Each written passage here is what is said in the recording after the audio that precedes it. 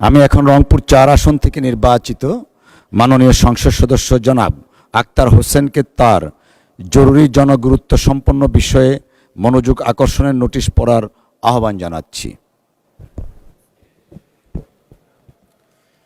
মাননীয় স্পিকার, আপনাকে ধন্যবাদ।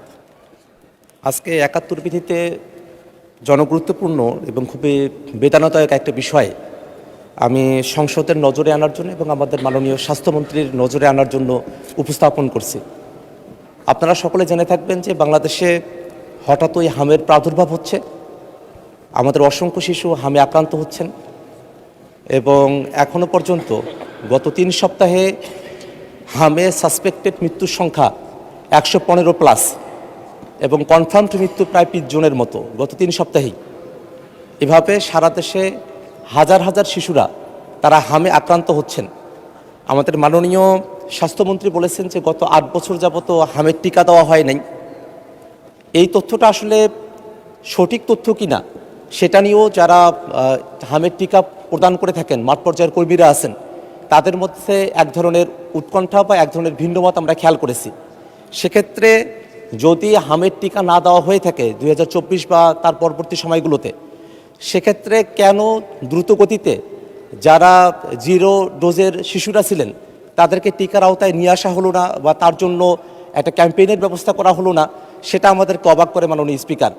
সব কিছু মিলিয়ে আমরা প্রথমত আগেই একটা ব্যবস্থা গ্রহণ করতে ব্যর্থ হয়েছি এবং পরবর্তীতে আমাদের শিশুরা যখন হাসপাতালে হামে আক্রান্ত হয়ে এসেছেন, আমরা জানি যে হামের চিকিৎসার জন্য আইসোলেশনের প্রয়োজন হয়, কিন্তু আমাদের হসপিটালগুলোতে আইসোলেশন ফ্যাসিলিটিস একেবারেই নাই।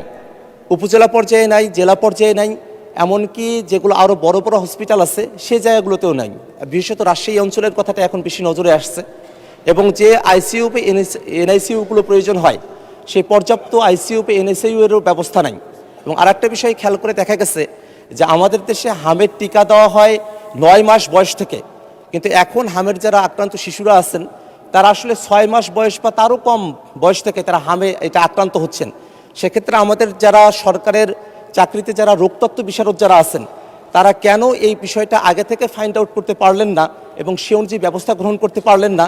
সেক্ষেত্রে মন্ত্রণালয়ের অধীনে, স্বাস্থ্য মন্ত্রণালয়ের অধীনে যেসব কর্মকর্তারা আছেন তাদের ফেইলিওরটা কোথায়, সেই বিষয়গুলো নিয়ে এবং হামের এই প্রাদুর্ভাব মোকাবেলা করে আইসোলেশন ফ্যাসিলিটিস, আইসিইউ ফ্যাসিলিটিস, ডাক্তারদের জন্য সার্বক্ষণিক তদারকির ব্যবস্থা গ্রহণ করে হাম বিষয়টাকে একটা তড়িৎ গতিতে সমাধানের দিকে নিয়ে আসার জন্য, আমাদের শিশুদেরকে রক্ষা করার জন্য, মৃত্যু থেকে বাঁচানোর জন্য মাননীয় স্বাস্থ্যমন্ত্রী তার কোনো পরিকল্পনা আছে কিনা এবং সেটা কী ধরনের পরিকল্পনা, সেই বিষয়ে আপনার মাধ্যমে মাননীয় স্বাস্থ্যমন্ত্রীর দৃষ্টি আকর্ষণ করছি। ধন্যবাদ মাননীয় স্পিকার।